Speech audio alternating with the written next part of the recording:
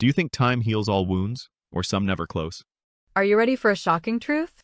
Only a few people ever realize that silence can be a louder answer than shouting.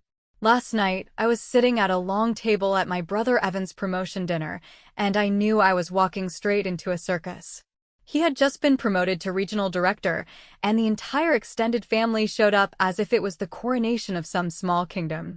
The speeches were long, the clinking glasses louder than necessary, and the smug looks floating across the table made me want to laugh out loud. I kept quiet because I had already decided that nothing I said in that room would matter nearly as much as what I had already set in motion outside of it. At some point, after his third drink, Evan stood up and decided he needed to add some comedy to the evening. He smirked at me across the table, leaned back like he was on stage, and said, "She'll never be a success. Might as well give me her company too." The room broke into laughter, and the one laugh that really cut through me came from my father. He clapped his hands together and nodded as if this was not just a joke, but a statement of fact. In that moment, I realized I could either defend myself, argue, and look like the bitter sister at her brother's party, or I could let them believe the silence meant defeat. I chose silence, but not the silence of surrender. It was the silence of calculation, because I already knew that in less than a day, the conversation around who was a success would look very different. I sat there, swirling my water, watching the way people leaned toward Evan, congratulating him as if his promotion was going to change their lives too. Meanwhile, I thought about the call I had taken a week earlier with one of his firm's vendors. They had casually mentioned that a couple of Evan's contracts were hanging by a thread and that renewal was not guaranteed. That tiny detail had told me more about his shiny promotion than all the toasts being made around the table. I understood what was really happening. Evan's company was running hot, with thin margins and flashy numbers that looked good for one quarter, but would be impossible to maintain for the long haul. He was sitting on a tower of cards, smiling like he had built a fortress. When I caught my father's eye across the table, he smiled like he had just confirmed what he always believed, that his son was the achiever, the one who carried the family name forward, while his daughter was just stumbling around trying to prove herself in business. I had built my company from scratch, turned messy operations into stable, profitable systems, and signed contracts that actually lasted. But none of that mattered at that table. The story had already been written in their heads. Evan was the star, and I was the sideshow. So I sat back, forced a smile, and let them laugh. What they did not know was that earlier that very week, I had sent a packet of information to a group of investors at Northline Partners. It was not malicious, it was professional. They had asked me to flag firms that were good acquisition targets, and Evan's company fit every red flag I had been tracking. I had not planned to push the button so soon, but his little public performance gave me all the motivation I needed to move things forward. While he toasted himself, I was already thinking about the email I would send before I went to bed. The rest of the night dragged on with more speeches, more hollow praise, and more digs that were supposed to be funny, but were really just sharp reminders of where I stood in that family hierarchy. I laughed at the right times, nodded when expected, and stayed in my seat until it was polite enough to leave. But when I finally walked out of that restaurant, I felt no anger, no urge to cry, no desire to scream. I felt focused. It was like every word spoken in that room had locked me in on the one thing that mattered, making sure the truth about who actually knew how to run a business would come out, not in words, but in outcomes. I went home, opened my laptop, and pulled up the email draft that was already waiting in my outbox. It was addressed to my lawyer and copied to the lead contact at Northline. The subject line was boring follow-up, Q3 targets, but the content was razor sharp. I hit send without a second thought. That was my version of a toast, and it mattered a whole lot more than the champagne glasses raised earlier in the night. Before I went to bed, I sent Evan a short text, "Congratulations again. Proud of you." It was the safest sentence I could type, and he probably read it as a submission. Let him. I deleted the angrier draft that had been sitting in my notes, the one where I wanted to tell him he was a fraud and that his company was on the brink. Instead, I chose the kind of silence that looks weak on the surface, but carries power beneath. Do you know why 95% of people never reach their goals? because they waste their energy proving themselves in the wrong arenas. I refused to give them that satisfaction. I was not going to argue at a family dinner table. I was going to shift the ground under their feet where they least expected it. By the next morning, my father was on the phone asking me to give Evan some advice, just to help him polish things up. His voice carried that forced casual tone he uses when he is actually nervous. I listened, kept my answers vague, and promised I would see what I could do. What I could do had already been done, and now the clock was ticking. Can you guess what happened next? Dad's call came early enough that the coffee had not even kicked in, and he used that careful tone he saves for moments when he has something to ask, but wants it to sound like a favor to me rather than a request from him, saying he thought it would be good optics if I looked over Evan's presentation for a few upcoming client renewals, and while a small part of me wanted to ask why my company is considered an afterthought when applause is being handed out yet suddenly becomes useful when a deck needs to be fixed, I swallowed the urge because I understood the leverage in being the adult in the room, and I said I would take a look, not because I wanted to rescue anyone, but because seeing the slides would tell me exactly how fragile the glow around his promotion really was, and how close the numbers were to tripping over their own shoelaces. He forwarded the file with a cheerful note about keeping it in the family, and I opened it with the kind of patience you learn after years of turning messy kitchens into clean, functioning lines, and the first slide told me nearly everything I needed to know. Because it was loud on claims and thin on proof, a parade of vanity metrics and quarter-on-quarter spikes that looked exciting until you noticed they came from discounting that bled margin and pulled revenue forward just to make a press release look good, and tucked away near the end, almost like an apology, was a single pipeline chart with renewals that were labeled as probables even though the contracts were scheduled to expire within a few short weeks, which meant someone had chosen to count hope as money, a habit that ends careers when the calendar refuses to play along. I sent Dad a polite note saying the slides were energetic but could use hard numbers on retention and service levels, and I suggested Evan add a one-page appendix that quantified churn prevention work, which I knew he had not done because the customer service notes, the ones we had legally reviewed from a shared vendor, described a leadership style that prized the deal over the relationship and treated post-sale support like a cost to be minimized rather than a moat to be protected, and while I typed those words, I felt the familiar tug of irritation that comes when the person who mocked you in public now wants your quiet labor to keep his image inflated. Yet I kept my voice neutral because this was not the stage for speeches. This was the stage for positioning.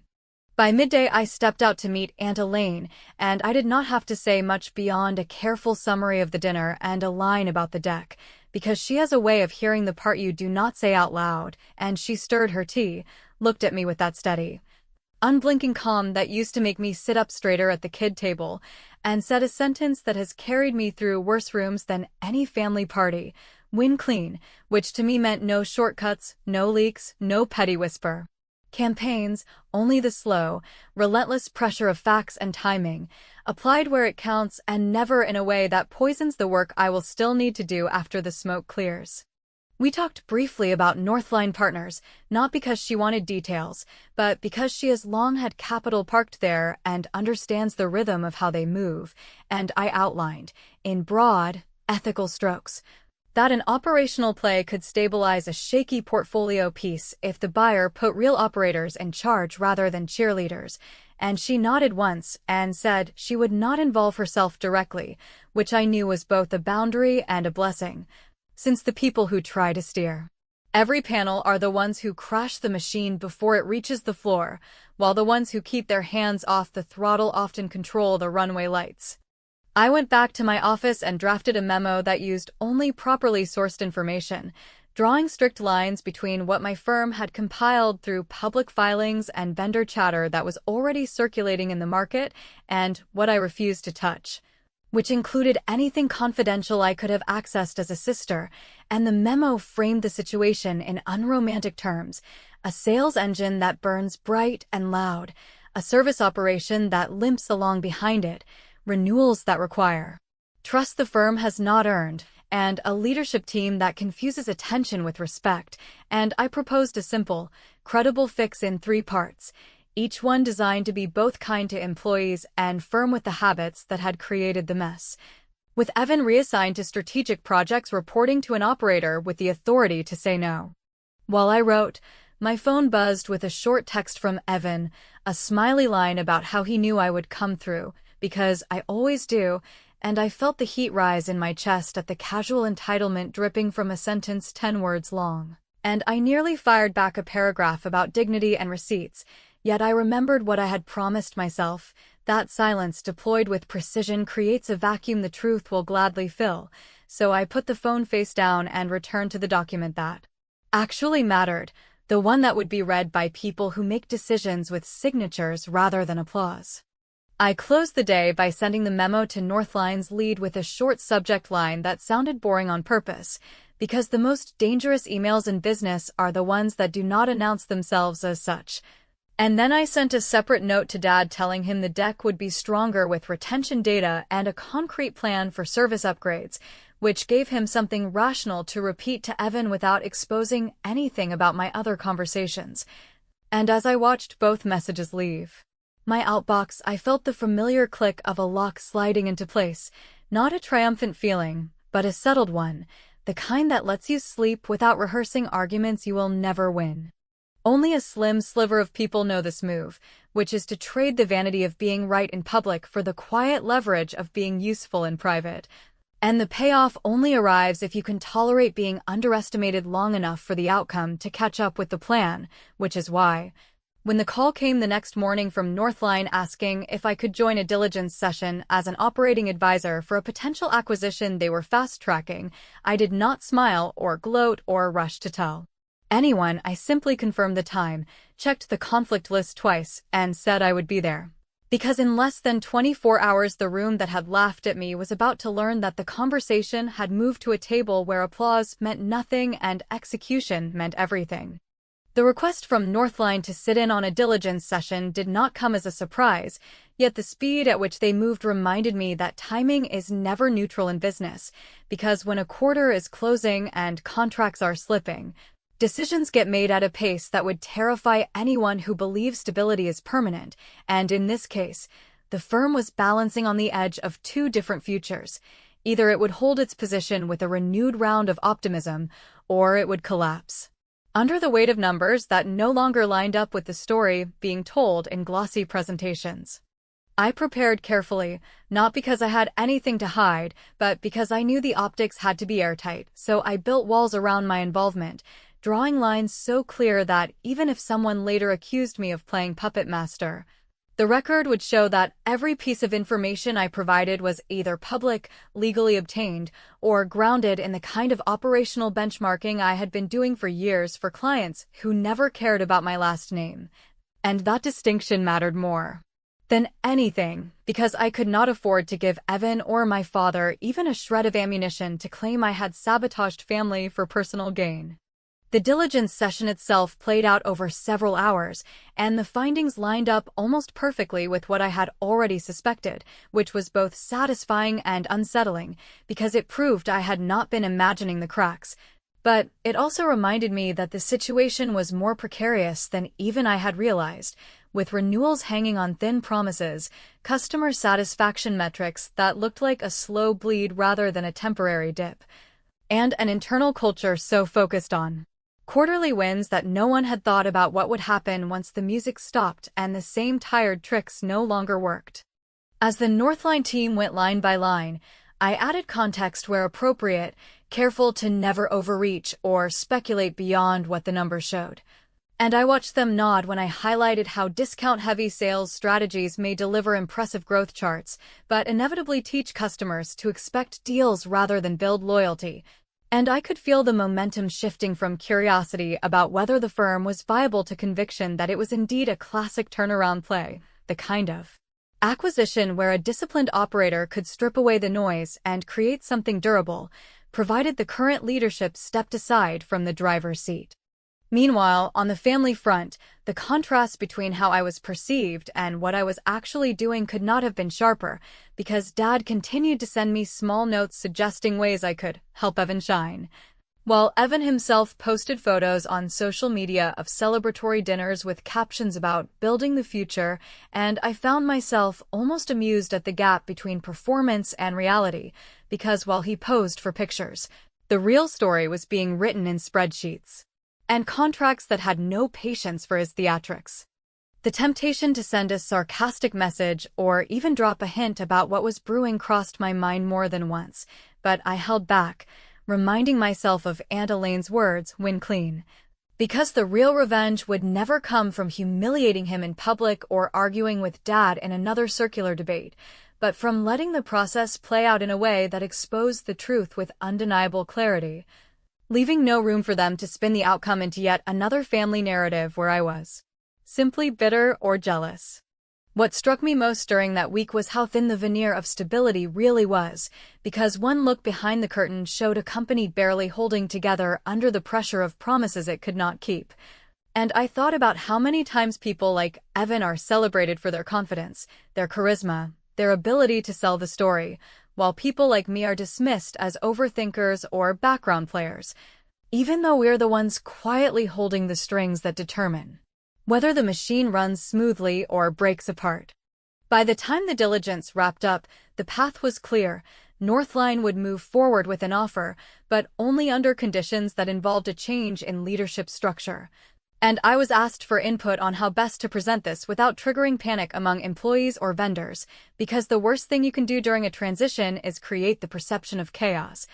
And I drafted a calm communication strategy that emphasized continuity of service, protection of jobs, and a focus on long-term stability, which was designed not only to reassure, but also to strip away Evan's favorite talking point, the one where he cast himself as the irreplaceable linchpin. I knew he would react badly, not because the deal itself was unfair, but because it would remove the stage he depended on, and that was a stage he had mocked me from only days earlier. Yet I resisted the urge to picture his face when he realized the shift. Because this was not about savoring his humiliation, it was about making sure the outcome landed exactly where it should, on terms that were professional, sustainable, and unshakable, even if they carried personal consequences that would ripple through the family. That night, I sat at my desk replaying the events of the past several days, thinking about how silence had carried me further than any speech ever could, and how restraint had positioned me to be the one voice in the room that investors actually trusted.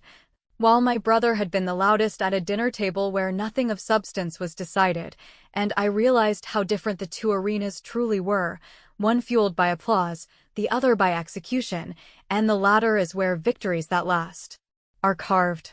Only two things could derail what was now set in motion, either a surprise offer from another buyer who wanted to overpay for appearance's sake, or a meltdown so loud and reckless that even a disciplined investor would hesitate to proceed.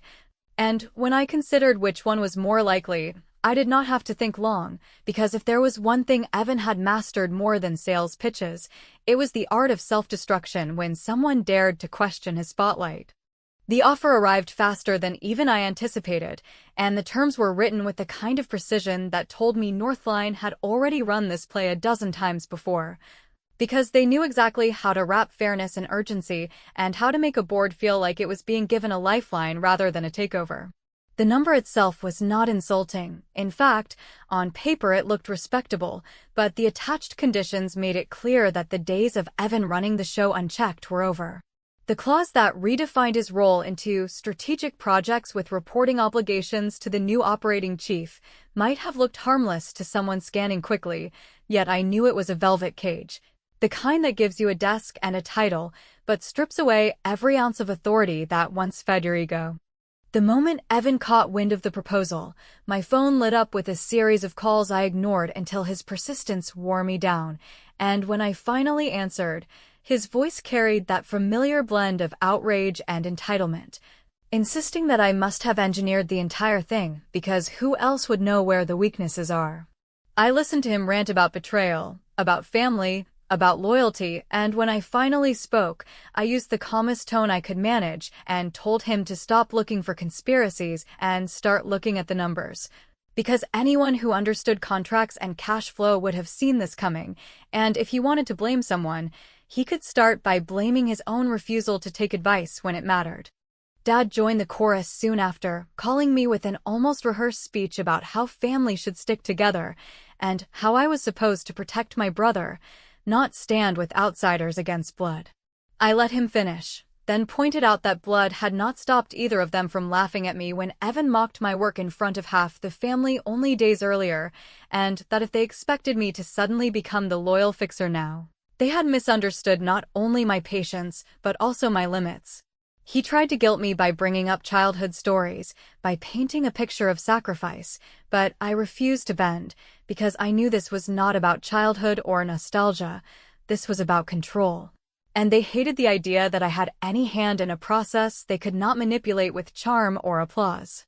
While those calls were happening, Northline moved steadily forward, scheduling a board meeting to present the offer with the full diligence summary attached, and I knew that once those pages were in front of decision-makers, the conversation would no longer be about family pride but about fiduciary duty, because boards may indulge a charismatic leader when times are good, but the moment numbers falter, loyalty evaporates and survival instincts take over. I stayed out of the formal process, careful not to give anyone a reason to accuse me of meddling directly, yet my memo, the one I had written with boring subject lines and dry bullet points, was sitting in the packet. And I knew the weight it carried would tip the scales far more than any speech Evan could give about vision or passion. Evan, of course, could not help himself, and in the days leading up to the meeting, he spiraled into the kind of defensive overcompensation that always makes things worse, posting defiant statements online about how his leadership was irreplaceable, calling vendors to boast about expansion plans that no longer existed, and even trying to rally employees by framing the offer as a hostile act that they needed to resist. The irony was painful. The more he shouted, the more he confirmed exactly what Northline feared, that the current culture valued showmanship over substance, and that a steady hand was urgently needed before the whole operation tipped into collapse. I, on the other hand, played my part quietly but deliberately, drafting a calm message to key vendors under the neutral subject line "continuity of service," which reassured them that whatever changes came, their contracts and support would remain intact. And while it read like a generic industry update, it was in fact a signal carefully timed to land just before the board meeting, planting confidence where panic might otherwise spread. By the time that note circulated, the decision-makers in the room had already heard from their partners that continuity was guaranteed, which meant Evan's last line of leverage, fear of disruption, was gone before he even walked through the door. The day of the meeting, I stayed away from the building, choosing instead to occupy myself with work that required no attention to family drama, but I kept my phone within reach, not for texts from Evan or Dad, which I ignored, but for the single message I knew would eventually come from the Northline lead once the vote concluded. When it arrived, it was as concise as I had expected: approved. Transition in motion. I read it once, closed my phone, and allowed myself a single deep breath, because while the outcome had been inevitable, the confirmation still carried a weight that settled something inside me. That evening, as I poured a glass of water and sat down at my desk, I thought about how quickly the narrative had shifted in less than 2 weeks. From me being the family's favorite punchline at a dinner table to me being the quiet architect of the deal that reshaped the company's future, and it struck me how fragile those public performances really are. Because the clapping and the laughter mean nothing when numbers and contracts step onto the stage.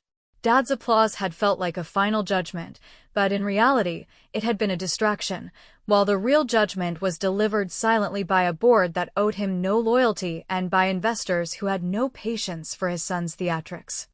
Get ready for a surprise, because as the boardroom settled and the vote was finalized, the final word did not come from Northline's representatives or even from the directors themselves, but from Aunt Elaine, who, after listening to all sides, asked to speak. And in that moment, I knew the story that began with a public insult was about to take its sharpest turn yet. The silence in the room after the board voted was not the silence of confusion, but the silence of inevitability, the kind that settles over people when they realize the outcome is no longer negotiable. And as the papers were signed and the conditions were accepted, I knew Evan had just stepped into a role that sounded respectable, yet stripped him of everything he believed made him important. He still had a title, a salary, and a desk, but those things were ornaments without substance, because real authority had shifted to people who valued results more than showmanship, and for the first time in years, he would have to answer to someone who did not buy into the Carter family myth about his brilliance. But the sharpest moment came not from the signing itself, nor from Evan's sputtering arguments about legacy and loyalty, but from Aunt Elaine, who cleared her throat after the paperwork was complete and calmly reminded everyone that she had been one of the earliest investors in Northline, which meant she had known about this acquisition path long before any of them, and more importantly, she had approved it, not reluctantly, not under pressure, but with full intention after I had laid out the operational realities to her over coffee. She explained, in her measured tone, that while she loved her family, she had no interest in enabling arrogance that risked hundreds of employees' futures, and that her decision had been sealed the moment she heard how her niece had been mocked and humiliated at that dinner table. The weight of her words landed harder than any argument I could have delivered, because she was not emotional or defensive. She was pragmatic, and coming from her, pragmatism had the force of law. Dad tried to interrupt, to remind her that family should not be tearing down family, but she stopped him with a simple line: "Protecting the company protects the family more than applause ever will." That sentence cut deeper than any rebuke I could have crafted, and in that moment, I realized that my victory did not even need my own voice to carry it, because someone who had seen the patterns long before me had spoken the truth plainly enough that no one could spin it into another excuse. Afterward, Evan stormed out of the meeting, muttering about betrayal and conspiracies, and Dad followed him, shaking his head as if the universe itself had conspired against his son.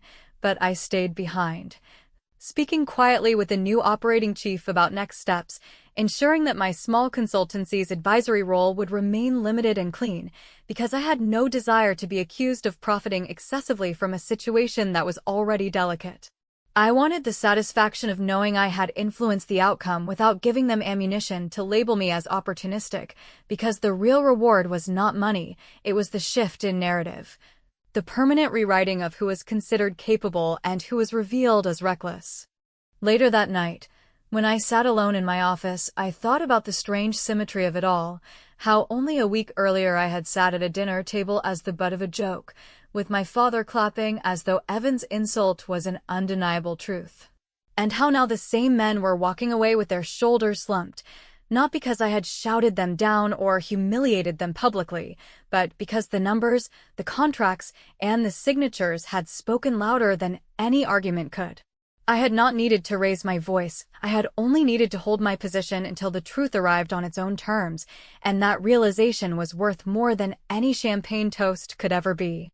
I did not gloat, I did not send pointed texts or triumphant emails, because those things would have been temporary pleasures that left openings for them to accuse me of cruelty, and I did not want cruelty, I wanted clarity. What I did allow myself was one final private conversation with Dad, where I told him calmly that I would no longer tolerate being the family's fallback option, the one they ridiculed in public yet expected to clean up in private, and that if he wanted a relationship with me going forward, it would have to be built on respect rather than conditional acceptance. He did not argue, perhaps because he was too tired, or perhaps because he understood, even if he could not admit it, that the ground had shifted permanently beneath his feet.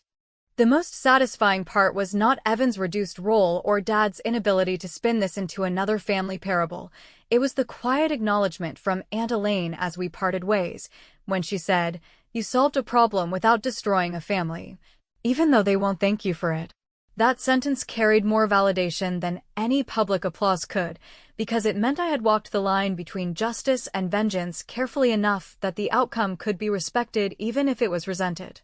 When I left the building and walked into the evening air, I felt no urge to celebrate loudly, because victory was not about spectacle, it was about permanence, and the permanence here was undeniable.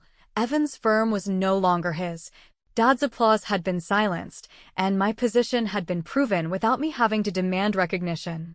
I had turned the tables by staying patient, by being strategic, and by refusing to let their narrative define me, and now, whether they admitted it or not, they would never look at me the same way again.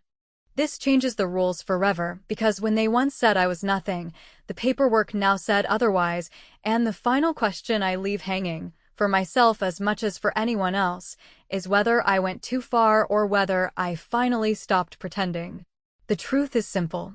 I won, I turned the tables, and it was brilliant, even if they will never say those words out loud.